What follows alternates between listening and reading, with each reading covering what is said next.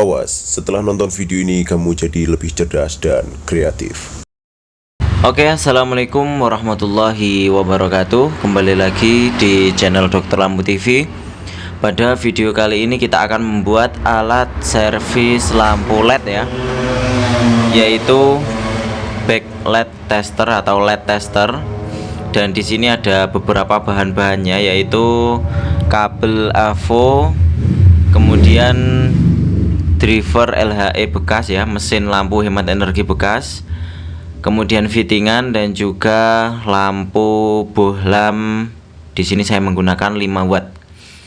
Dan di sini ada drivernya, driver lampu hemat energi. Di sini kita ambil di bagian elko dan juga diodanya. Dioda input biasanya ada 4 ya. Untuk tipenya 1N4007. Nah, ini kita ambil semuanya. Nah, dan di sini untuk bohlam ini kita harus menggunakan yang wattnya kecil. Jadi semakin kecil semakin bagus ya. Jadi semakin kecil pula arus yang akan dialirkan oleh alat yang kita buat ini. Dan untuk perhatian, di sini memang untuk alat tipe seperti ini dia memang masih ada dia fasanya ya, listriknya itu masih nyambung ke PLN. Nah, jadi kita memang harus berhati-hati dalam penggunaan alat seperti ini. Nah, kalau kita ingin yang lebih aman lagi, kita menggunakan yang sudah isolasi ataupun dia tidak langsung ke PLN. Dan di sini diodanya kita sambungkan. 2 dioda itu kita kumpulkan di bagian garisnya, kemudian 2 dioda lagi kita kumpulkan di bagian yang tidak ada garisnya. Nah, seperti itu hasil akhir dari rangkaian ini. Nah, kemudian elko di sini kita sambungkan ke dioda tadi. Di bagian elko yang bergaris ini adalah negatif. Ini negatifnya kita sambungkan ke dioda yang tidak ada garisnya. Nah, jadi dioda yang tidak ada garisnya 2 itu kita sambungkan ke elko negatif. Kemudian dioda yang ada garisnya 2 di sana kita sambungkan ke elko positif. Nah, oke. Di sini setelah kita sambung, nah, tinggal kita masukkan ke fittingan ya. Nah, untuk fittingannya di sini kita solder dulu. Nah, dan untuk alat seperti ini memang alat servis lampu LED darurat ya, versi darurat. Meskipun kurang aman, kita memang harus berhati-hati untuk menggunakannya. Jangan sampai tangan kita menyentuh dari salah satu probe atau yang testernya.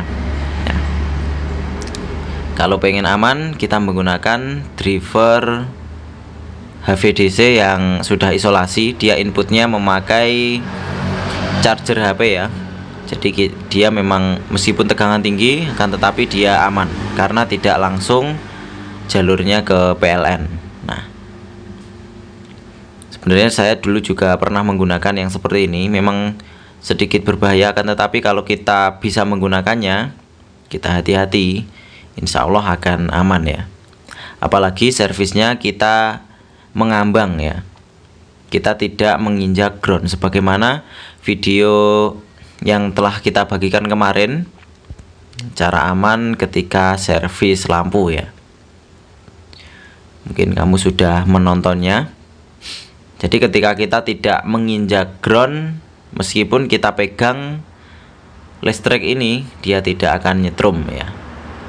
Nah, di sini setelah kita sambungkan, nah ini positifnya kita sambungkan ke salah satu kaki fittingan di sana ya, elko-nya tadi. Kemudian di sini kabel merah ini kita sambungkan ke bagian yang belum ada sambungan sama sekali di fittingan. Nah, seperti itu. Kemudian yang warna hitam sini kita sambungkan ke elko negatif. Nah, dan kunci dari alat ini adalah di bagian bohlamnya sebenarnya. Kalau bohlamnya ini kita gunakan untuk watt yang besar, watt bohlam besar misalnya 100 watt, nanti arus juga akan sangat tinggi sekali. Dan untuk pengecekan lampu LED kita itu hanya memerlukan arus yang kecil ya. Jadi semakin kecil bohlam yang kita gunakan, ini juga akan semakin bagus tentunya. Nah, di sini di bagian kabel AC-nya, di sini kita sambungkan ke dioda yang belum kita sambung sama sekali. Nah, di situ di bawah, kemudian di atas. Nah, ini kita sambungkan. Oke, perlu saya ingatkan lagi, ini memang kita harus hati-hati ketika menggunakan alat-alat yang dia langsung ke sumber PLN seperti ini jalurnya. Ini kita sambungkan, kita masukkan bohlamnya ya. Kemudian kabelnya kita colokkan ke PLN. Nah, dan tentu saja sudah seperti ini hasilnya. Ketika kita sambungkan, di bagian probe merah hitam itu tidak konslet ya, karena arus terbuang ke dalam bohlamnya. Jadi bohlam menyala ketika dia menyalakan atau di bagian ujung tersambung. Dan ini aman di LED-nya ya, aman ya. Terlihat di situ, kita coba berkali-kali. LED-nya juga nggak putus, asalkan dia tidak terbalik. Dan untuk alat pengetesan chip LED, kalau dia tegangannya tinggi, kita tidak boleh terbalik memasang dari kabelnya ini, karena dia tegangan tinggi. Karena setiap LED itu dia memiliki arus tegangan balik tertentu ya. Kalau terlalu tinggi dia akan rusak juga. Kan tetapi kalau dia problemnya tidak terbalik, dia tetap nyala. Nah, seperti ini hasilnya. Dan di akhir video akan kita bahas ulang mengenai skema dari alat ini. Dan di sini kita cek di situ ya, kelihatan di bagian negatif ada semacam tanda ya di bagian chip LED-nya. Nah, dan untuk menggunakan bohlam 5 watt ini sangat terang ya ini. Nah, ini kita coba untuk membalikan probenya. Dia LED-nya akan putus. Nah, kita balik berkali-kali. Nah, ini baru putus dan ada nyala satu itu emiternya, jadi tidak full putus. Nah, kan tetapi tidak diperkenankan untuk terbalik. Nah, di sini ya, dia tidak konslet meskipun kita sambungkan ya. Nah, oke, memang kita harus berhati-hati. Dan di sini kita gambarkan skemanya ya. Skema dari pengkabelannya, jalurnya. Mungkin ada yang belum paham. Nah, di sini tegangan input AC kita sambungkan ke bagian dioda 4. Nah, itu ada yang bergaris kita kumpulkan, yang tidak bergaris kita kumpulkan. Dan di bagian AC sambungannya di situ. Kemudian di bagian garis 2 itu kita sambungkan ke elko positif, dan yang tidak ada garis 2 kita sambungkan ke elko negatif. Nah, kemudian di sini kita sambungkan ke bohlam di bagian positifnya.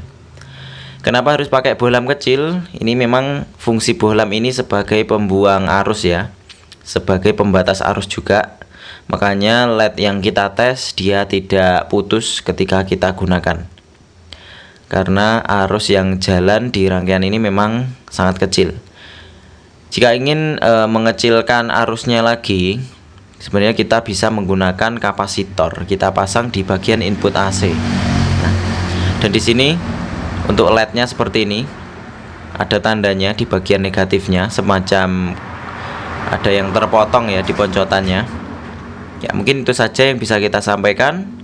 Sekian, assalamualaikum warahmatullahi wabarakatuh. Sampai jumpa lagi di video kita berikutnya.